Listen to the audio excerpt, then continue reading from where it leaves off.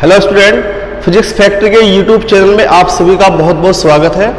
और आज हम बात करेंगे फिजिक्स के एक बहुत अच्छे टॉपिक की, जिसका नाम है electrostatic potential energy of A system of charge.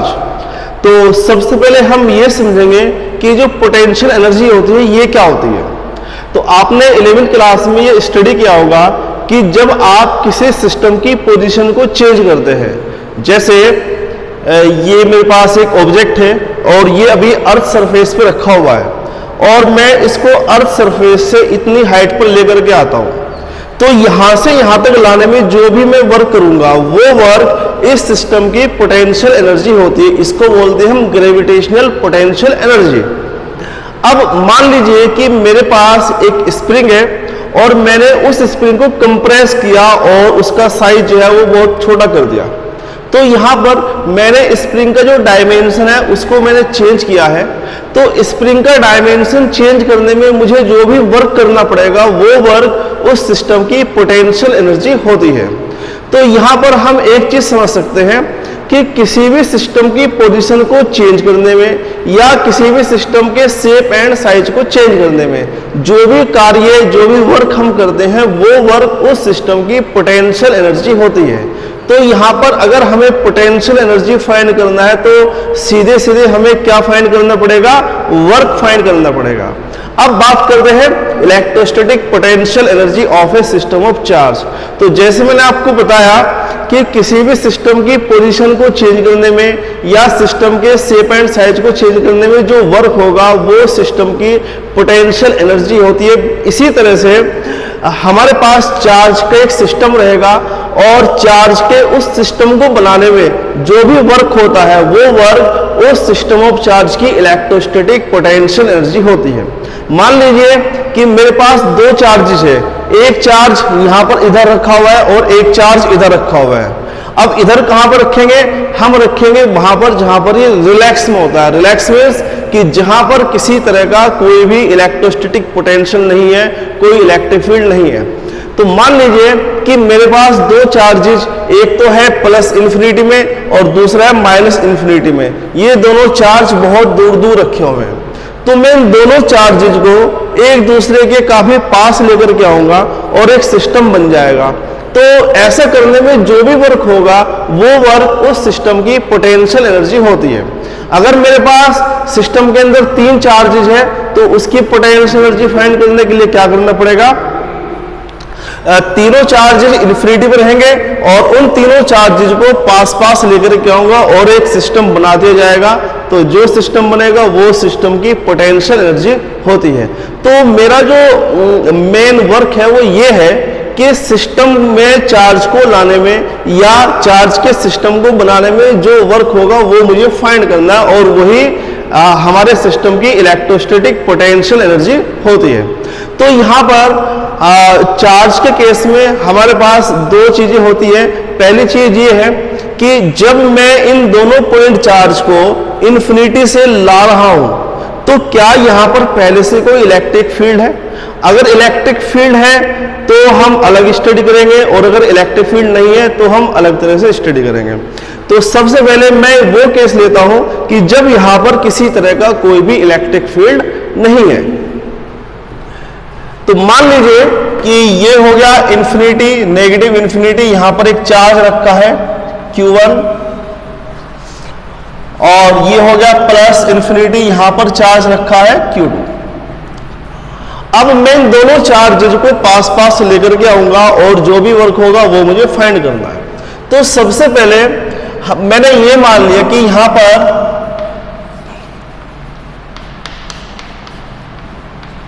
Without external electric field,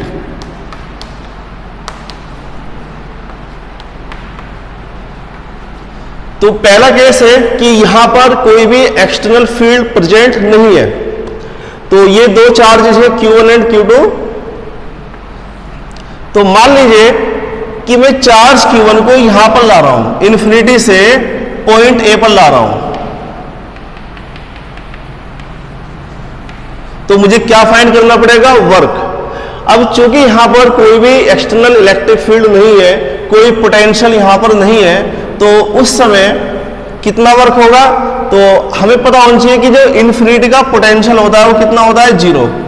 और यहां पर भी कोई पोटेंशियल नहीं है क्योंकि यहां पर पहले से कोई भी इलेक्ट्रिक फील्ड या कोई चार्ज नहीं रखा हुआ है।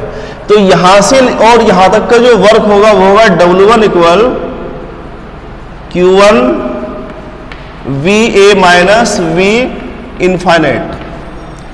ये इन्फिनिटी है, नेगेटिव इन्फिनिटी, तो यहां पर पोटेंशियल कितना है, 0, और पॉइंट ए का पोटेंशियल कितना है, 0।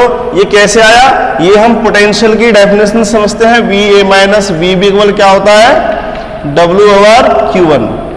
याद है सभी को, यहां पर W1 वो वर्क होता है जो कि चार्ज को पॉइंट ए से पॉइंट बी तक ले जाने में किया जाता है। तो ये हम पढ़ चुके हैं। तो इस चार्ज को इन्फिनिटी से पॉइंट ए तक लाने में जो वर्क होगा ये रहेगा W1 equal Q1 VA minus V infinite, और ये कितना है, 0।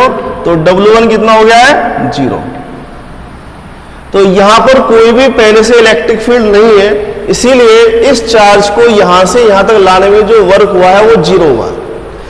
चलिए अब चार्ज Q2 को इनफाइनाइट से यहां पर लाते हैं, लेकिन यहां पर अब पहले से एक इलेक्ट्रिक फील्ड, एक इलेक्ट्रिक पोटेंशियल है क्योंकि यहां पर एक चार्ज रखा हुआ है। अब ये चार्ज यहां पर अपना इलेक्ट्रिक फील्ड बनाएगा।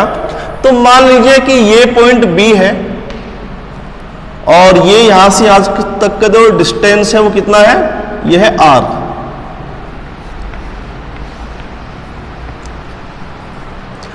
तो इस चार्ज की वजह से यहां पर कितना पोटेंशियल रहेगा, ये रहेगा VB equal 1/4 pi epsilon not Q1/R। ये हम पढ़ चुके हैं, किसी भी पॉइंट चार्ज की वजह से डिस्टेंस R पर इतना पोटेंशियल होता है। तो इस चार्ज की वजह से इस पॉइंट पर इतना पोटेंशियल रहेगा। अब मैं इस चार्ज Q2 को इन्फिनिटी से पॉइंट B तक लाऊंगा, then work done. Charge Q2 को इन्फिनिटी से पॉइंट B तक लाने में किया गया कार्य ये होगा W2 equal Q2 VB minus V infinite. हमें पता है कि जो इन्फिनिटी का पोटेंशियल होता है वो 0 होता है। याद रखेंगे, अर्थ सरफेस का पोटेंशियल भी 0 होता है और इन्फिनिटी का पोटेंशियल भी 0 है। ये दोनों रेफरेंस पॉइंट होते हैं। सो W2 इक्वल Q2 की वैल्यू हो गई, Q2 है, और VB कितना है, ये, तो ये वैल्यू यहां पुट करेंगे तो ये आएगा 1/4 pi epsilon not Q1 Q2/R। तो इस चार्ज Q2 को इन्फिनिटी से पॉइंट B तक लाने में इतना कार्य किया जाएगा W2।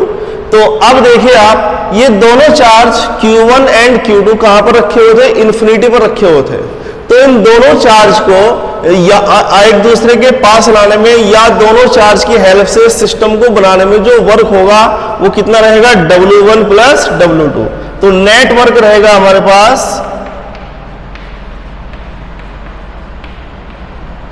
W equal W1 plus W2, और ये कितना हो जाएगा, ये हो जाएगा 1/4 pi epsilon not Q1 Q2/R।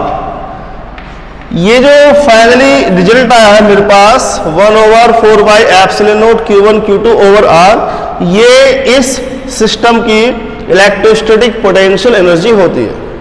तो सिस्टम के अंदर दो चार्ज है Q1 एंड Q2 जिनके बीच का डिस्टेंस R है। तो इस सिस्टम की इलेक्ट्रोस्टैटिक पोटेंशियल एनर्जी कितनी हो गई, 1/4 pi epsilon not Q1 Q2/R।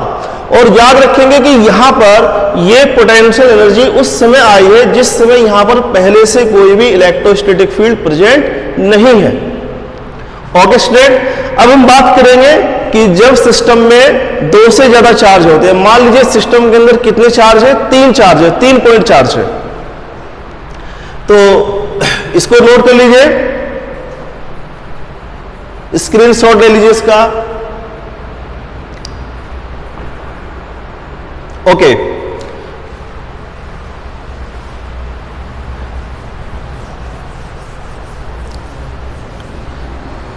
तो अगर सिस्टम के अंदर 2 पॉइंट चार्ज है Q1 एंड Q2 और इनके बीच का डिस्टेंस R है और यहाँ पर कोई भी इलेक्ट्रिक फील्ड नहीं है, तो इस सिस्टम की इलेक्ट्रोस्टैटिक पोटेंशियल एनर्जी होती है U equal 1/4 pi epsilon not Q1 Q2 over R। अब मान लीजिए कि हमारे पास सिस्टम में 3 पॉइंट चार्जेज है Q1 Q2 एंड Q3। तो अब हमारे पास सिस्टम के अंदर 3 पॉइंट चार्जेज है Q1 Q2 एंड Q3। तो मैं इन तीनों पॉइंट चार्जेस को एक ट्रायंगल के वर्टेक्स पर मान सकता हूं। तो ये डिस्टेंस, ये गैप हो गया R13, ये गैप हो गया R12 और ये गैप हो गया R23। तो आपको इस सिस्टम की इलेक्ट्रोस्टैटिक पोटेंशियल एनर्जी फाइंड करनी है और याद रखें कि यहां पर पहले से कोई भी इलेक्ट्रिक फील्ड प्रेजेंट नहीं है। तो इस सिस्टम की पोटेंशियल एनर्जी कैसे होगी? तो जैसे मैंने यहाँ पे दो चार्जेज का एक पेयर बनाया है, यहाँ पर 2 चार्जेज का एक पेयर है, तो इसी तरह से हम यहाँ पर 2 चार्जेज का एक पेयर बना सकते हैं। और अगर आप निकालना चाहें तो जैसे मैंने इसको फाइंड किया है वैसे ही हम इसको भी फाइंड कर सकते हैं, लेकिन हम ऐसा नहीं करेंगे, थोड़ा जल्दी करेंगे। तो मेरे पास इस ट्रायंगल में 2 चार्जेज के 3 पेयर हैं, तो इस फॉर्मूले की हेल्प से मैं सिस्टम की इलेक्ट्रोस्टैटिक पोटेंशियल एनर्जी फाइंड कर सकता हूं। तो ये रहेगा U इक्वल, देखिए ये पहला पेयर हो गया, इस पेयर में 2 चार्जेज है Q1 एंड Q2, दोनों के बीच का डिस्टेंस R12। तो इसका पोटेंशियल एनर्जी कितना रहेगा? 1/4 pi epsilon not Q1 Q2 over R12। ये एक पेयर हो गया। ये दूसरा पेयर है मेरे पास Q1 एंड Q3 का और इनके बीच का गैप है R13। तो इस सिस्टम की पोटेंशियल एनर्जी कितनी रहेगी? 1/4 pi epsilon not Q1 Q3 over R13।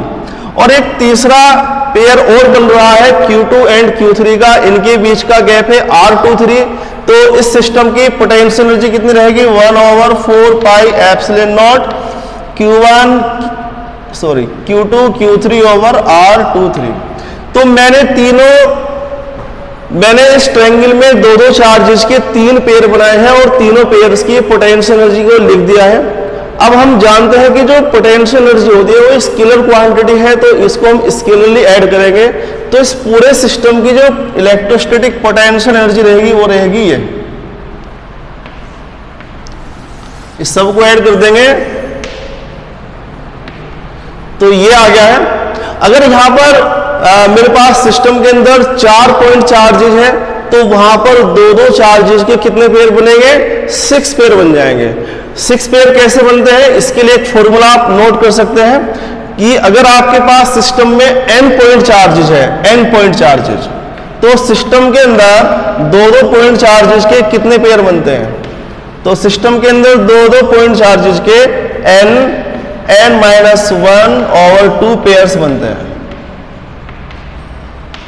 तो अगर सिस्टम के अंदर 4 पॉइंट चार्जेज है, 4 पॉइंट चार्जेज है, तो उस सिस्टम की इलेक्ट्रोस्टैटिक पोटेंशियल एनर्जी फाइंड करने के लिए 2 चार्जेज के 6 पेयर बनेंगे। इस फॉर्मूले से हम फाइंड कर सकते हैं।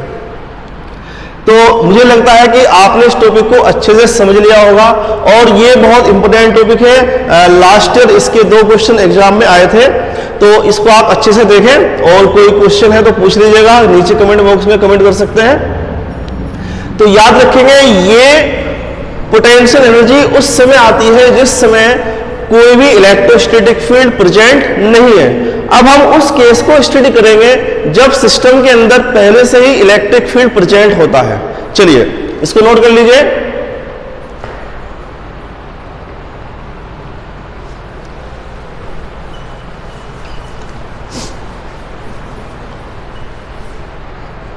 तो हमारा सेकंड केस है जब सिस्टम के अंदर पहले से ही कोई इलेक्ट्रिक फील्ड प्रेजेंट है। तो मान लीजिए यहां पर कोई इलेक्ट्रिक फील्ड है, यूनिफॉर्म इलेक्ट्रिक फील्ड है, और इस यूनिफॉर्म इलेक्ट्रिक फील्ड के अंदर मुझे 2 पॉइंट चार्ज का एक सिस्टम बनाना है। तो उस सिस्टम को बनाने में जो भी वर्क होगा वो सिस्टम की इलेक्ट्रोस्टैटिक पोटेंशियल एनर्जी होती है। तो देखिएगा कि ये दोनों चार्जेस मेरे पास Q1 एंड Q2 ये कहां पर रखे हैं? इन्फिनिटी पर। स्टूडेंट हम इनको इन्फिनिटी पर इसलिए मानते हैं क्योंकि वहां पर ये रिलैक्स में होते हैं, वहां पर किसी तरह का कोई पोटेंशियल, कोई भी फोर्स इन पे वर्क नहीं कर रहा होता।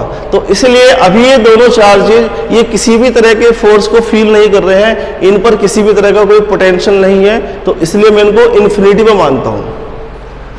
यहां पर इन्फिनिटी का मतलब ये नहीं होता कि इन्फिनिटी बहुत दूर है।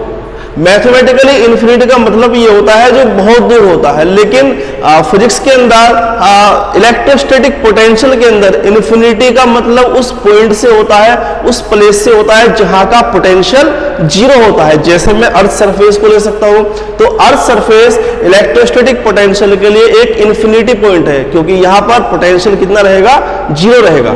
चलिए, तो ये मेरे पास एक यूनिफॉर्म इलेक्ट्रिक फील्ड है, और सबसे पहले मैं चार्ज Q1 को इस फील्ड के अंदर लेकर के आऊंगा, फिर चार्ज Q2 को इस फील्ड के अंदर लेकर के आऊंगा और वर्क फाइंड करूंगा। तो ये जो वर्क होगा, ये वर्क ही सिस्टम की पोटेंशियल एनर्जी होती है। तो सबसे पहले मैं चार्ज Q1 को यहां तक लेकर के आता हूं, पॉइंट A तक। जो पॉइंट A बना है, इस पॉइंट A पर यहां पर एक इलेक्ट्रिक फील्ड है, तो यहां पर पोटेंशियल भी होगा। तो मान लीजिए कि इस पॉइंट A का जो पोजीशन वेक्टर है वो कितना है, यह है R1, और इस पॉइंट A का जो पोटेंशियल है वो कितना है, वो है V1।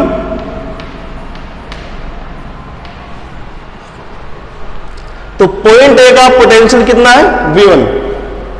तो चार्ज Q1 को इन्फिनिटी से पॉइंट A तक लाने में कितना वर्क होगा, W1 equal Q1 VA minus V infinite.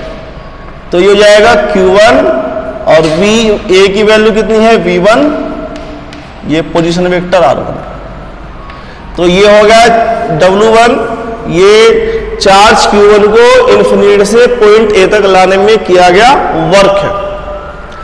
अब इसी तरह से हम चार्ज Q2 को इन्फिनिटी से इस इलेक्ट्रिक फील्ड के अंदर लाएंगे और एक सिस्टम हम बना देंगे 2 पॉइंट चार्जेस का। चलिए, अब मैं चार्ज Q2 को पॉइंट B पे लेकर के आ रहा हूं। इस पॉइंट B का जो पोजीशन वेक्टर है वो कितना है, यह है R2, और मान लीजिए दोनों के बीच का गैप A एंड B, इनके बीच का डिस्टेंस कितना है, R। तो अब यहां पर इस पॉइंट पर जो पोटेंशियल होगा VB, ये कैसे कैसे होगा, एक पोटेंशियल तो रहेगा इस इलेक्ट्रिक फील्ड का, ये होगा V2, और दूसरा पोटेंशियल जो है वो इस चार्ज की वजह से आएगा, जो चार्ज मैं यहां पर लेकर के आया हूं। तो एक तो पोटेंशियल है मेरे पास V2, जो कि इलेक्ट्रिक फील्ड की वजह से है, जो कि यहां पर पहले से है, और दूसरा पोटेंशियल है इस चार्ज Q1 की वजह से। ये चार्ज Q1 डिस्टेंस R पर कितना फील्ड बनाएगा, 1/4 pi epsilon not Q1 over R। तो पॉइंट B का पोटेंशियल कितना हो गया, एक पोटेंशियल तो वो है जो कि इलेक्ट्रिक फील्ड की वजह से आया है, और दूसरा पोटेंशियल वो है जो कि इस चार्ज Q1 की वजह से आया है। तो ये नेट पोटेंशियल हो गया पॉइंट B का। तो चार्ज Q2 को इन्फिनिटी से पॉइंट B तक लाने में कितना वर्क होगा, W2 इक्वल